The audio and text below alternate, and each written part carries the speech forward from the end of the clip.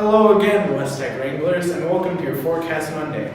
From How to Read Literature Like a Professor, downpour, disaster, and blizzards of white is all Nevada will be seeing for the next couple of days. Up here in Frankenstein, rain has been non-stop pouring onto the city. The disastrous weather has affected both the atmosphere as well as the mood of the characters, leaving them frightened and desolated in negative connotation. One character, who was coincidentally named after the city, reported that whenever there was a dark and stormy evening, he would feel frightened as he felt the monster that he created was going to do something atrocious. The rain is the reason for Frankenstein's instincts each time, in the way that he comes to a negative conclusion. The rainy weather up in Frankenstein has implemented negative emotional changes that all the characters have faced, whether they felt pessimistic, mentally dead, or fearful. Now on to Rayan for more insight on the rainy event upon the town of The Notebook.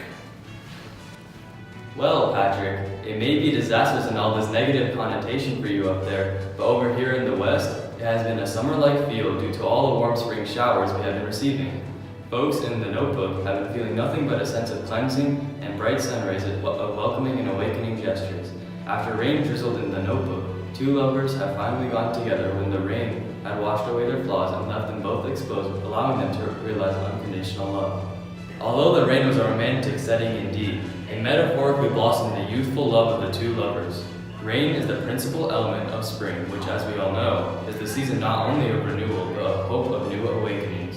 We wish the best to this newly couple thanks to the positive connotation rain has been bringing upon the city. However, it might be a bit different with the blizzards according to the town of the Maze Runner.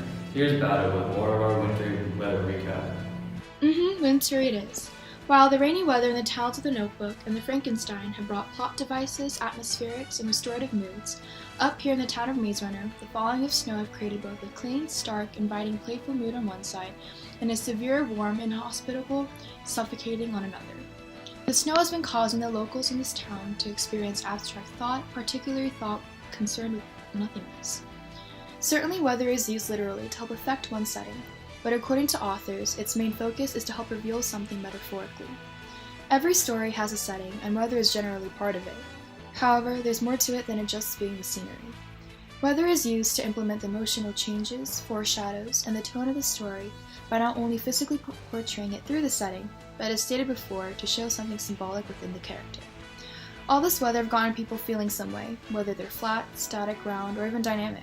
The weather really allowed Nevada residents to come together in unlikely situations.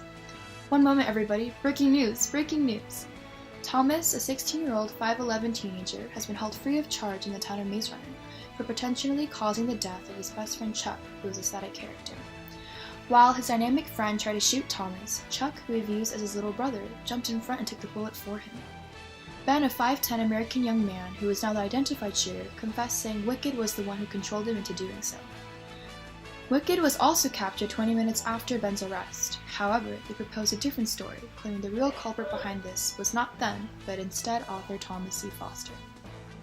Earlier today, Thomas C. Foster has stated to the press, "Although it is a tragedy for Chuck's loss, it had happened in order for Thomas to do what he was made to do. You can think of this incident as simply a story.